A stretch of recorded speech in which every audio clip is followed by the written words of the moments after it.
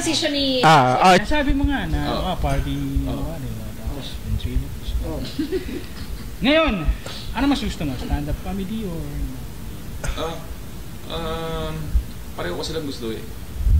Actually, pwede ko kung may bibitawan ako, pwede ko bibitawan yung stand-up comedy. Kasi hindi siya ganun, hindi ako nakita dito ng maayos. Talaga ba? Oo, hindi ako nakikita dito ng maayos. Hindi katulad ng, yung KD party kasi at least na-establish ko na yung pangalan ko. Saturday, Sunday, may gig na ako. May automatic gig ako. Yung sa stand-up comedy kasi hindi mo pwedeng asahan yun. Depende pag may client talaga eh. I mean, yung itself, yung comedy, stand-up comedy itself, hindi pa siya ganun ka mainstream na... Kumikita ako sa kanya, pero talagang pang-extra ko lang. Hindi, pero not... Para bumuhay ng pa. Eksakto. At saka baby factory ang Pilipinas. Ang daming bata. Gaano kalaki mo? Lagi ka may mga party. Sa client mo, magkano yung pinakamalaki na nakuha mo sa stand-up? Pwede ba tayo magbitaw mo? Sa stand-up comedy? Stand-up comedy. Sasabi ako. Hindi, mga ano lang, range lang. Ako nga, wag mo bitawang sakto. 30,000 for... Ilang minutes?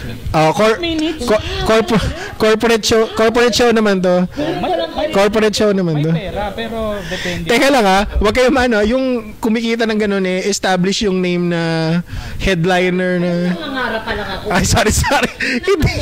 Bago ka pa lang, wala kang papag-asa dyan. Oy, Rika, hindi. Porque ilang taon na siya, 10 pa. Yung joke pa rin niya ngayon.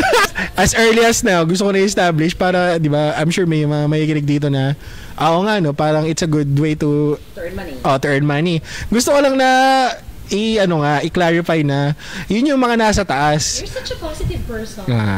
Thank you. Basta tuloy mo lang, Rika, tuloy mo lang. Kasi kami tinuloy-tuloy namin hanggang ngayon. Ayun nga diba?